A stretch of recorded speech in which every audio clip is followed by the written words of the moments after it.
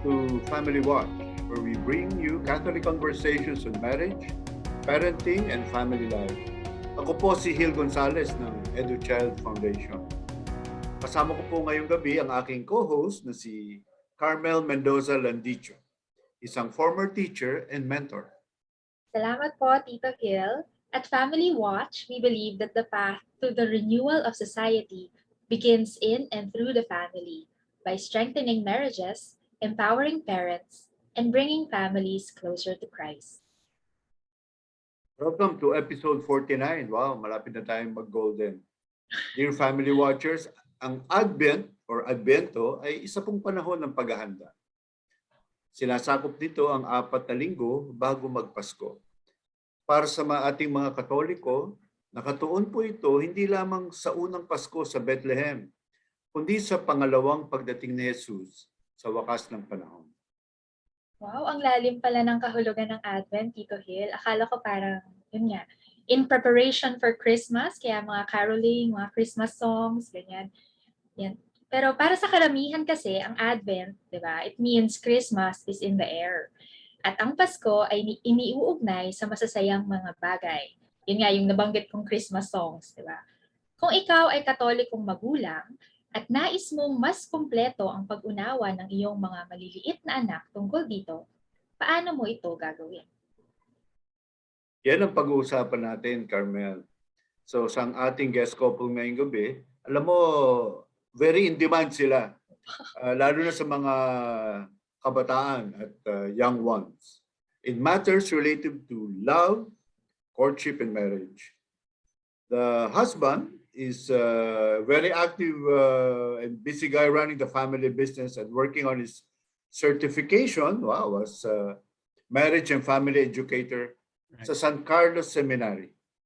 And this sweetheart naman, his loving wife, recently gave birth to their 3rd child. So 3 na pala ang anak nila. May 4-month-old, may 3 years old, at may 6 years old na anak. Welcome to Family Watch, Lance and Isha Capulong. Thank you. Good evening, Carmel and Tito Hil. Tito Hil na lang. For some, Merry Christmas dahil Advent na, di ba? Pero Yes, we don't Thanks know for kung having kailan us. nila mapapanood to, kaya baka nga Pasko na pagdating ng panahon. Never. So, well, pag-usapan na natin. Wag na tayo magpaligoy-ligoy pa. So, sa inyo ba, sa tahanan ninyo, meron ba kayong mga Advent o Christmas traditions na nasimulan o baka plano pa nga gawin ngayong paparating na Pasko? ladies first. So, most of the time, we start with, syempre, yung nakikita natin sa labas, no? Our decorations. And that's the first thing we do, no? We go to our storage, tapos kinukuha namin yung mga Christmas decorations. And already, tapos nagpe-play na ako ng Jose Maria Chan. Of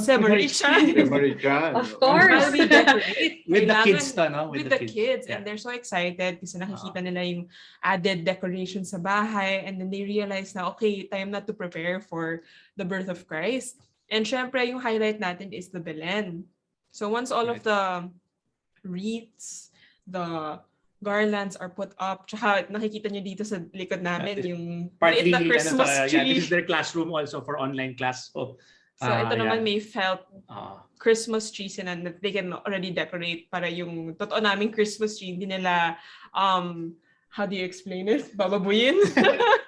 or hindi nila, like we have a 3-year-old boy So medyo hirap, like talagang unti-unting mababawasan yung decorations niyan because mawawala yung bola, mawawala yung ano. So Masisira yung... this year we decided to have 2 small trees na totoo that we put outside. Yes. So kasama sila, yung mga anak ninyo Oh, pagdating yes. sa decoration, no? Sila Ano ata yung pinaka-excited. They're very Kasi excited. Ako naman medyo nahahatching sa lahat ng mga decoration na pinupull out namin Right. from the storage. They get involved, especially the eldest. So she understands na I think she's the one who's most aware, especially the most important part sa bahay namin is the Belen. For our family, some families they already put the baby Jesus. So kami, we put the baby Jesus on the siguro like after the evening, tama ba? 25, basta sa 25, sa eve ng 24. And so parang she knows na Jesus is coming dahil wala pa, parang gano'n. The other one naman, same din with the ano. So we're married 7 years, tama ba, darling? 7 years. Trick question. 7 years, and we started with the Belens na medyo normal pa kasi with my family. Parang ceramic. What I remember, what I recall, siguro when with my parents, malalaki na kami noon. So I recall yung mga ceramic pa. So as we progressed with having 3 children, from ceramic to plastic na yung mga Belen kasi, and then it became parang mga figurines na mga, kumbaga, they can play with it, and then kung ibaksak nila, ibato nila, Hindi sila masisira. it's baby proof Sure. kasi ang dami ng donkey na naputulan ng ulo. Ang dami ng Tingnan si ink. Baby Jesus. I'm sorry, even si Jesus parang oh my. So Yung our eldest, naiyak pa nga siya nung nasila na Right. yung hand ni Baby Jesus. Right. Oh my gosh, I destroyed Baby Jesus. So talagang... Pero maganda yun no? Yung familiarity talaga with the Oh, yes. Belen, yung alam nila na, ano ba to, yung mga, bakit may ganitong setup, bakit may, yung baby Jesus, may ganito, yung, si mama, yung sa amin naalala ko, yung parang, ayan na, paparating na yung 3 Kings, dahan-dahan, Yeah. parang malayo, tas, di ba, I don't know kung may That's mga ganun nice. din kayong Yeah. tradition. So decorations are, coming together, the physical, the one that creates the attraction, and di ba? And then you said Belen, gandang, because I think from there meron kayong mga messaging na gustong hugutin, di ba? Like, especially when it comes to virtues and values you want to impart. How do you play that out? yeah, because we know naman for a fact that Christmas could be a very, for the malls, diba? It's the best time. Well, not this pandemic, but used to be, diba? They played the Jose Marichan, Burr months pa lang, Pasko na. And it could be, and we understand as a couple na there could be parang materialism that could be involved there, no? But what we're trying to do is, of course, it's okay for them to receive, diba? Parang we have that. We have right now, which I like particularly, since hindi Christmas tree yung nakatayo ngayon, Christmas stockings ba talaga tawag doon? So Okay. each of them, So they the have big, one. so they can put their wish there, no? So it's okay because it was something that I fondly remember as a child, for them to receive. But we make sure na, like, what's exciting, we were supposed to do it on our own, but their online class from their school, they have this drive na they will get the toys, and then parang it's also a season of giving. So what we want to try to espouse sa children namin is that the idea na, like, ano na ba ginawa natin with Maria? Like, we made her choose. Yes. With our eldest. It was so nice because sabi namin, give us a toy that you're not using anymore. And at one point, what was very touching for me, which I remember, was she even gave a toy that was her favorite. Parang Frozen yata yun at that time, no? So parang ang next plan namin is to join the school parang toy fund drive, and then maybe kami on our own is to maybe give away treats in the streets, of course with protection. Just to show them na to their parents na pag Pasko medyo extra yung binibigay namin pag nagda-drive ganyan. And then another thing we do around is it helps us a lot. I mean, it helps us. It's very practical. Of course, we're not doing it for the practicality. Yung mga security around the village, nagbibigay kami treats pag may nagmo-motor dyan. Especially now, I think what we're gonna do is the Lala Move or whatever, the delivery drivers. So pwede na i-involve namin sila to give, no? Yeah. Oh. So that's the virtue Actually, of giving and receiving. I mean, diba? Parang that's the idea. Actually, normally, with Christmas, it's what you receive that's so exciting. But we want to espouse with them is that giving is actually a big part of that. Yeah, and you'll be happy when you're You'll be giving. even happier. Yeah. Kahit na hindi Christmas, they can all espouse this virtue. So Correct. that's one of the virtues we want to Definitely. have for them. Yeah. Kasi it could be so, parang what we And want to think to. of others. Definitely. And empathize with Yeah. them. It's Right. very important for us. Right. Daming So, yun. moments. Ang galing, ang galing. So talagang, di ba, the spirit of giving, not just with Christmas, but also all throughout, hopefully, all throughout their lives. Yeah. And we try to be happy while doing it. Yes. Parang it's a fun thing. So it becomes a fun memory for them. Yun nga. I mean, we're not depriving them of the wishes that they have. Yeah. Tinatago namin ngayon for my 6-year-old yung bike niya. Di ko alam sa tatago, tinawagan ko yung mother-in-law ko, pwede bang itambak muna namin dyan kasi ang laki, di ba? So, it's okay. So, it's okay to receive because I don't want them to feel so deprived, but at the same time, it's just parang the culture is it's both giving and receiving. Mm-hmm. It's that we're trying to push this Christmas at least. No? Yeah. And yung maganda rin nabanggit niya na parang hindi lang yung pinaglumaan, yung ayaw mo na. 'Di ba may ganun kasing idea nakukuha yung mga iba na nagdo-donate sila kasi ay hindi ko na yun kailangan, extra na yan or what. Ito parang ang ganda nung sa may nabanggit kayo na yung favorite yes. Niya, I was very touched and surprised because Frozen talaga yung favorite ng eldest daughter ko. And for her to give that toy, was parang wow, that's really nice. Parang it opens up her, parang you know that she's growing up having a big heart also, parang ganun. So it's very, for me. Kinilig ako dun. So the whole message of klaro nga, no? So the whole message of joy about the season. While nga on one side ngayon, because of commercialism, it's just a holiday spirit, di ba? But kayo, right off the bat, there's a giving side. Hindi lang tayo masaya. Yeah. And how you do it is through different activities, no? So I think these are the small things na hinahanap din ng mga bata, di ba? Na even at their tender age, of course, hindi pa naman, they're not ready for some very philosophical or theological, but the very essence of giving joy, which also makes them joyful. Very nice, huh? Yes. Yeah. And it's them seeing us do it with a smile. That's what we want to do. It's not, because we want to do it ourselves. We saw that with our parents as well. I think we got it from our parents too. That's why we want to pass that on to them. To them. And so really that's it, no? Para yun yung sinabi ni Pope Francis, di ba? Na you have to be able to receive at the same time, no? So it's not like it's a bad thing. So okay, receive the grace of God by sa amin for now. That's their idea. Receiving it through the parents, the gifts of the parents is something, and they just have to say thank you and be grateful. So when the lola or an auntie gives something, the other thing that we want to espouse is also, di ba, yung being grateful. Did you so did you ask? Did you say thank you? Did you say thank you?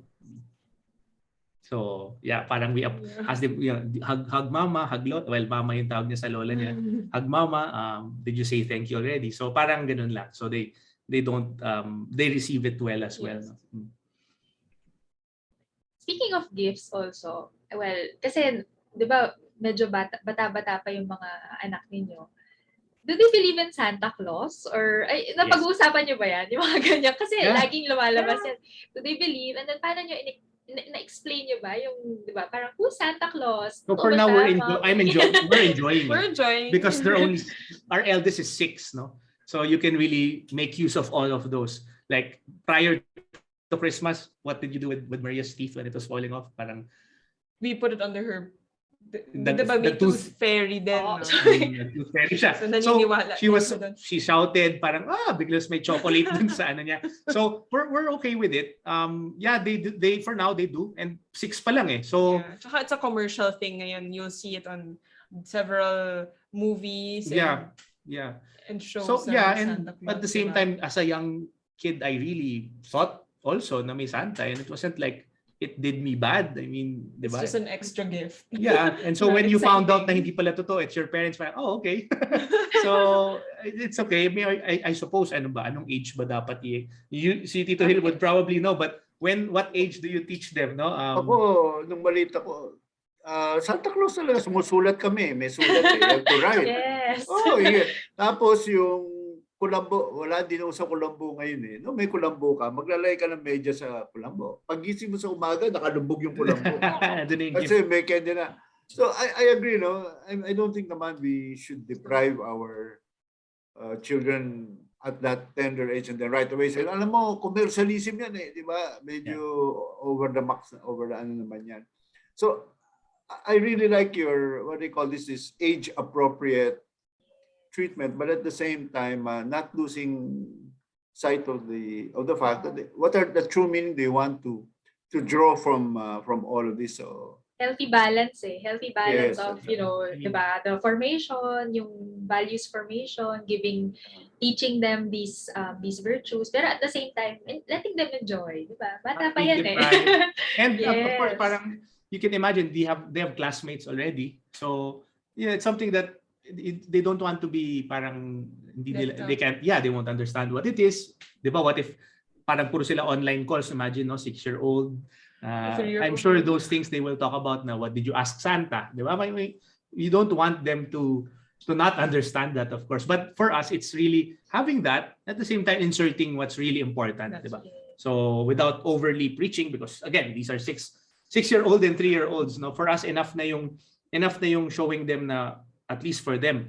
I mean, our parenting style is really more of, our children look up to us. They copy everything we do.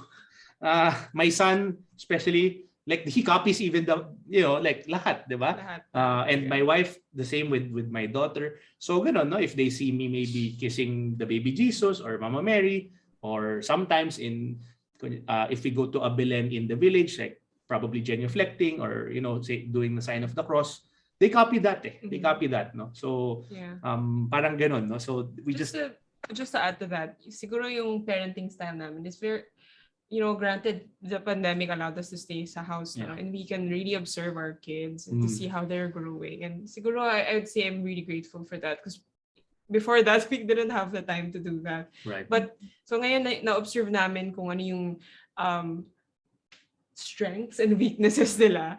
So we can already build upon that. And since us on our own, I don't think we're done growing ever.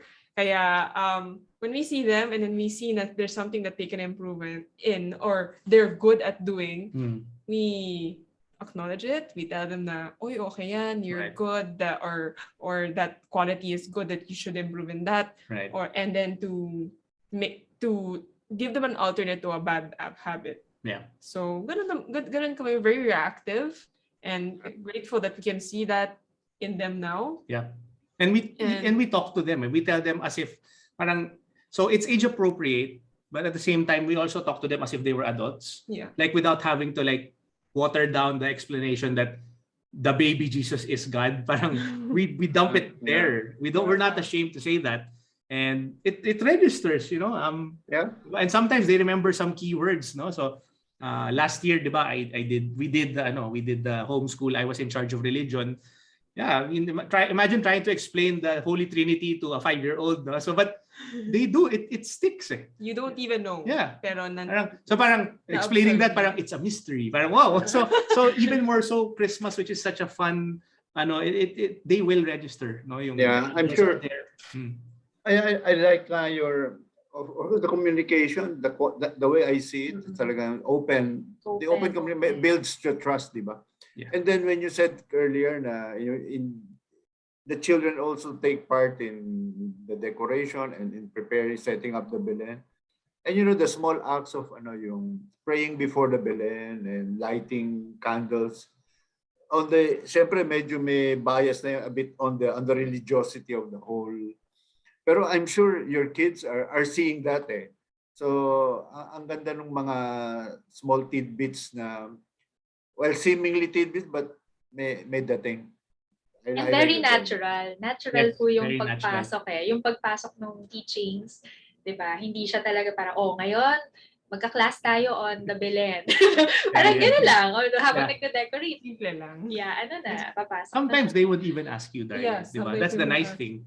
You don't even have to plan it. Sometimes they're the ones who ask you. So okay. So in short, kailangan alam yung sagot. You gotta be prepared. We have to research. I guess one final, as you put into context, it's focusing on the pandemic, di ba? Wow. May Pasko pa ba? Di ba? Yung mga, tuloy pa ba ang Pasko? Yung mga ganyang mga tanong, di ba? And, there's a widespread pessimism and all of these things. How do you see this whole, in your family context, na may mga maliliit na, how do you bring that context into this whole Christmas preparation? Yeah, well, from the pandemic side, 'di ba, they're aware there's a Yeah. virus, alam nila 'yon, 'di ba? Very. Like sometimes they ask, "Mommy, is there still virus?" Ganyan sa labas. For us, it's making them aware of the conditions, like literally, like, sometimes some people have no jobs, some people have no food, and some people are dying. I mean, we even say that. That's why we have to be careful. But I mean, kami naman ni Isha, we're grateful. We're so grateful because of we have food in the table, and for us it's the best because I have to view it that way. I mean, I'm sure there are people who are suffering, but she knows this, no? You know that na the time with the Yeah. kids, enormous time, and like just small traditions that we couldn't do before because of traffic, because Yeah. of appointments, that parang now we even had the conversation na, okay, I miss the normal, but I'm pretty sure there are things I want to keep and not let go of, which is definitely yung dinner times that are obviously, where else will we eat dinner this pandemic? So, and then the playtime and tucking them in. For us, we took advantage of that na, okay, this is what God allowed for us to have this 2 years of bonding with the family as a whole. And then for me and my wife, what were you saying about parang they're so lucky to have each other, 'di ba? Yes. Na ano sila, na parang we're lucky na they're bonding now. So that's how we just show them now we're grateful, we're telling them that there's danger around, but not for them to be consumed by fear. Again, they're having a blast, waking up and sleeping, nandito parents nila. Yeah. I mean, I think that's the best gift for them. I mean, this past I 2 think years. that's the way we view it. It's Yeah, more that's- of our kids. They're 6 and below. They don't view it as I can't go out. Yeah. They view it as mommy and daddy are are- here right. every day. They Right. eat with us. Mm. They talk to us over the dinner table. They're not at the office for the entire day, and I don't even get to see them. It's the other way around. That's why we don't. It's actually mas nag-enjoy pa sila. Enjoy sila. I have to say, they really bloomed. We're so happy about that. And despite the parang, parang I remember watching that show. I forget that show, the title. La Vita e Bella, Life is Beautiful, where the dad was in the parang concentration camp, and he was still trying to make the child smile, no, and making it a game, even though he was killed by the soldiers there, no. So parang hindi naman ganoon ka morbid, no, but at least in our case, we didn't want to let the fear outside consume us, but just enough to be careful, like they wear their mask as well. But for Christmas particularly, yeah, I mean, we're happy, we're grateful always. I think it's just to making them share, it's enough for them to maybe to build that foundation of for whether it's a pandemic or not, moving forward. That's what we want for our kids. Yeah, and since we're a very young family, we have to. It started when we were married, no? That we had to split talaga our Christmas between the in-laws Yeah. then. Yeah. So that's something I don't think we talk about that much. Pero kailangan talaga our kids get to see both sides. Both sides, yeah. It's very important then that they experience the joy of Christmas With the family as both well, yeah. families, yes.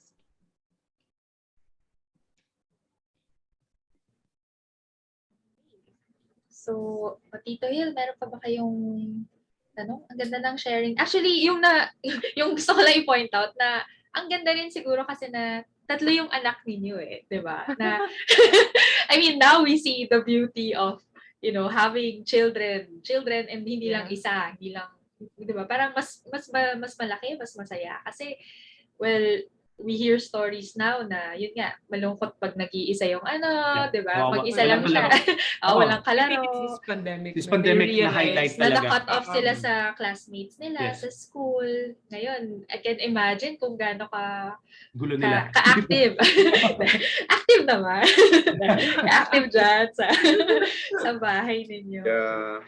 So siguro yung final advice ninyo sa parents of your own age and basically the same number of children and their age, no? What is your last advice in a few lines that you'd like to share with them? Or 42. Advice in terms of to the Christmas parents. po. No, To the parents. to the parents. In general. Yeah, in general. Oo. Yeah. You first. So ladies first, me first? Okay. Sige. Yeah, what's very important for me, especially for young families like us, I think the whole happiness for us stems from the fact that we nurture our relationship, my wife and I.